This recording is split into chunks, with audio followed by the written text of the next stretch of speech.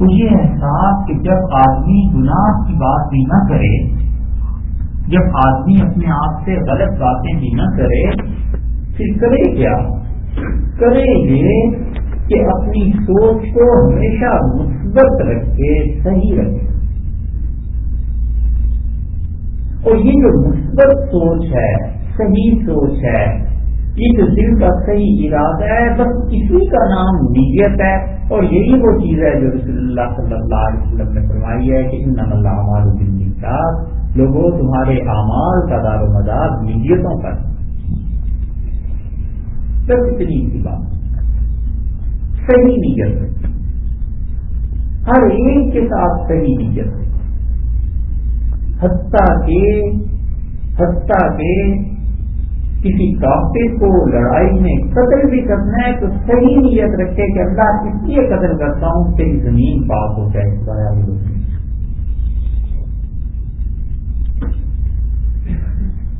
کسی کے ساتھ نیکی کرنی ہے تو یہ نیت رکھے کہ اللہ آپ کے لیے نیکی کرتا ہوں، اس آدمی سے کوئی اجر دینا مطلوب نہیں.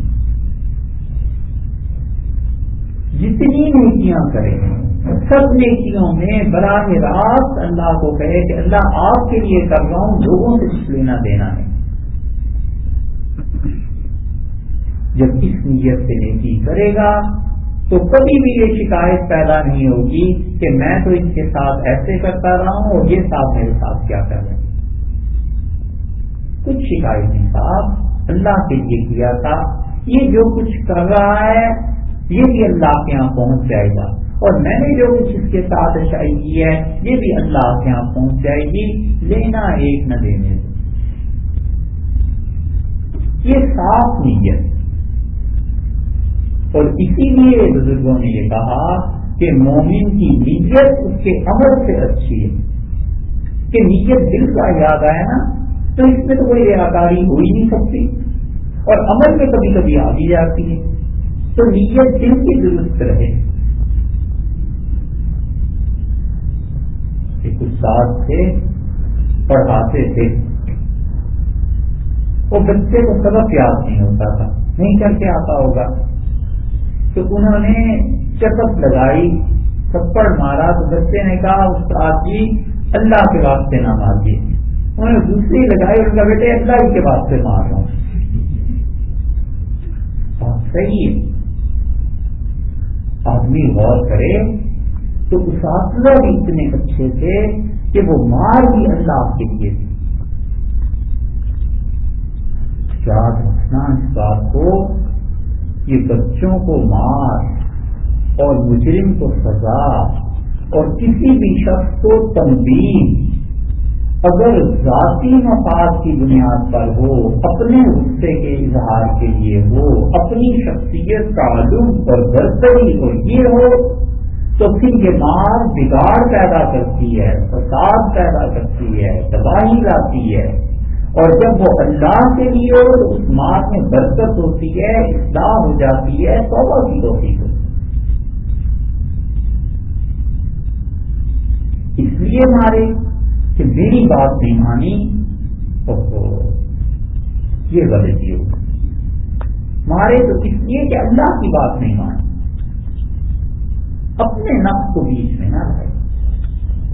جہاں اپنے نفس کا حصہ پڑا تو برکتیں ختم ہو جاتی ہیں جو برکات ہونی چاہیے. اس لیے نیت کو صاف رکھے. رسول اللہ صلی اللہ علیہ وسلم نے بیعت لی اور صحابی رضی اللہ عنہ کہتے ہیں میں نے کہا اللہ کے رسول مجھے کوئی آسان چیز بتا دیجیے.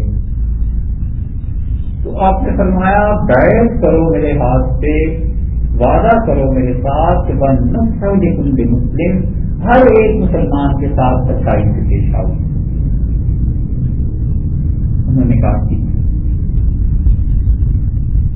اور صحابی رضی اللہ عنہ نے اس بیعت کے طویل عرصے کے بعد اپنے نوکر کو بھیجا اور کہا ایک گھوڑا خرید لاؤ بازار سے، سواری کے لیے چاہیے.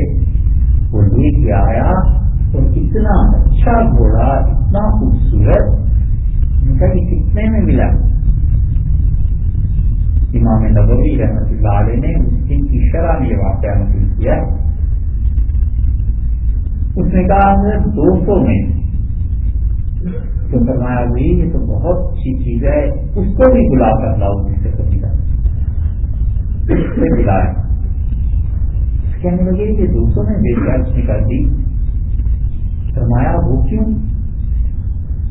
اس کی قیمت تو زیادہ ہونی چاہیے تھی. اس نے کہا مجھے اتنا اندازہ نہیں ہے مارکیٹ کا, اپنے گھر کا تھا تھوڑا اور مارکیٹ میں لایا ہوں, باقی مجھے کچھ اندازہ نہیں ہے. تو آپ نے فرمایا 400 لوگے اس کے, قدر 400 دے دیں.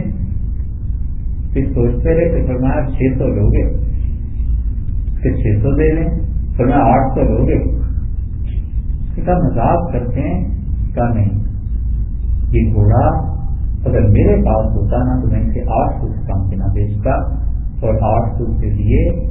اور نوکر نے کہا حضرت یہ 600 جو اس کے بقول ضائع کیے ہیں, انہوں نے کہا ضائع نہیں کیے. رسول اللہ صلی اللہ علیہ وسلم نے مجھ سے وعدہ کیا تھا کہ میں ہر ایک کے ساتھ خیر خواہی سے پیش آؤں گا. تو یہ کوئی خیر کی بات نہیں ہے کہ ایک آدمی مارکیٹ سے بے خبر ہے اور ہم سے 600 کا نقصان کر.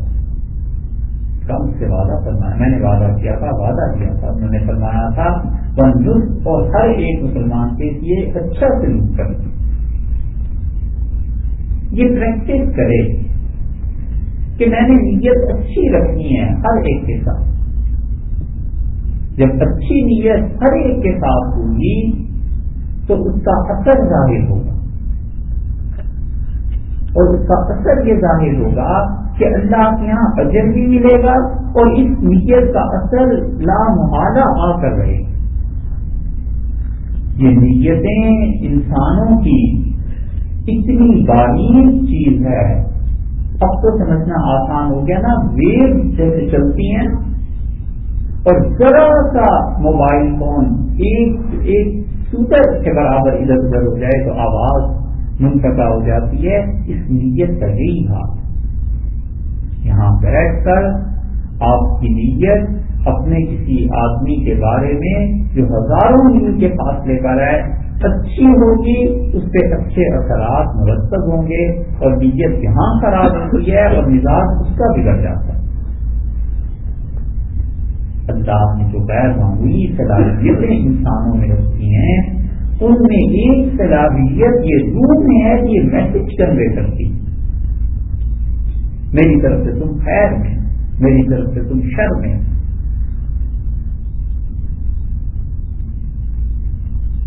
محبتیں یہی میسج کنوے کرتی. گناہ کرتا ہے کوئی, ہم شرمائے جاتے ہیں. جس کو جس سے محبت کا تعلق ہوتا ہے نا, بارہا اس محبت میں ایسا وقت آ جاتا ہے کہ ادھر چوٹ لگی, ادھر داغ محسوس ہوا, ادھر اس سے مصیبت آئی, ادھر اس سے بے چینی شروع ہوئی کہ کوئی نہ کوئی مسئلہ ہو گیا. ادھر بیٹے کا ایکسیڈنٹ ہوا, ادھر ماں نے جس پہ ہاتھ رکھا کہ پتہ نہیں آج طبیعت گھبرا رہی ہے. یہ سب چیزیں روحیں ایک دوسرے کو بتاتی چلی جاتی. اور یہ وہ چیز ہے جو رسول اللہ صلی اللہ علیہ وسلم نے مسلم کی روایت میں فرمایا ہے. آپ نے کہا لوگوں یہ روحیں اللہ کا لشکر تھی, اور تم میں سے جس آدمی کی روح میں اس جہان میں ایک دوسرے کی روح سے مل لیا وہ دنیا میں بھی آ کر ایک دوسرے سے ملیں گے, اور جو وہاں ایک دوسرے سے نہیں ملے تھے وہ اس دنیا میں آ کے بھی ایک دوسرے سے نہیں ملے. یہ اللہ کا لشکر, یہ روحیں, یہ لشکر آ رہا ہے, اس کی تعداد نہیں گنی جا سکتی. اللہ نے قرآن میں کہا ہے نا وما یعلم جنود ربک الا ھو, اور تیرے پروردگار کے لشکر کوئی نہیں جان سکتا کتنے. پورا روحوں کا لشکر ہے جو باپ میں آتا ہے, پھر وہاں سے ماں میں منتقل ہوتا ہے, پھر ماں سے اس دنیا میں آتا ہے, اور آگے چل کے اس دنیا سے قبر میں چلا جا رہا ہے. یہ روحیں اللہ کا لشکر ہیں جو چل رہے ہیں. تو نیت سے خراب کرے گا کسی کے متعلق, گناہگار بھی ہوگا اور اپنے آپ کو بھی بگاڑ لے. اس لیے پیغام امن کا, سلامتی کا, محبت کا, درگزر کا اپنے آپ کو صاف رکھیں. 100 باتوں کی ایک بات صاحب یہ نہ دیکھے کہ جو کچھ لوگ کر رہے ہیں مجھے اس کے جواب میں کیا کرنا ہے، بس یہ دیکھے کہ مجھے کیا کرنا ہے. بس اتنی بات. یہ نہ سوچے کہ میرے ساتھ چونکہ برائی کی گئی تھی لہذا میں بھی ایسے ہی کروں گا، یوں ہوا تھا لہذا یوں کروں گا. لوگوں کو ان کے حال پر چھوڑ دے کہ تمہارا جو جی چاہے کرو، باقی میں سوائے خیر کچھ نہیں کروں. اللہ تعالیٰ نے قرآن پاک میں فرمایا ہے، اللہ نے کہا ہے ادفع بالتی ہی احسن، اور معاف کرتے رہو، درگزر کرتے رہو جتنے اچھے طریقے سے تم سے ممکن ہو سکے. فَإِذَا الَّذِي بَيْنَكَ وَبَيْنَهُ عَدَاوَةٌ، تو تم دیکھو گے کہ تمہارے درمیان اور جس شخص کے درمیان شدید دشمنی کی کأنہ ولی حمیم، وہ تمہارا بڑا گہرا دوست بن جائے. اپنے دشمن سے درگزر کرنا، انتقام کو دبا لینا اور ریئیکشنری جواب نہ دینا کوئی چھوٹی سی بات ہے. آگے اگلی آیت دی گئی، اگلی آیت میں سنایا وَمَا يُلَقَّاهَا إِلَّا الَّذِينَ صَبَرُوا، اور لوگوں یہ جو توفیق ہم دیتے ہیں نا اس شخص کو دیتے ہیں جو بڑا صبر کرنے والا. استری سے چاہتی ہے صاحب پٹرا ہو جاتا ہے کہ بتاؤ کہ اس نے اس موقع پہ میرے ساتھ یہ حرکت کی تھی، مگر میں یک طرفہ طور پہ اپنے طور پہ پابند ہوں کہ میں نے تو اچھے ہی کام کرنا ہے، تو جی سے کیا گزرتی.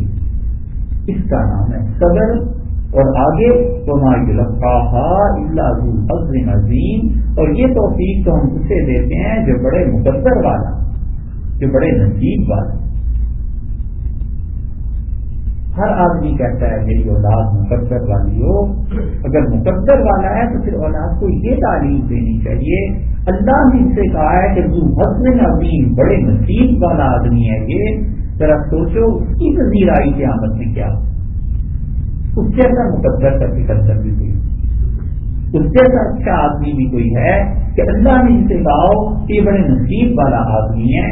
بات اتنی سی ہے کہ اس نے برائی کا جواب دیا، اچھائی صحیح دی.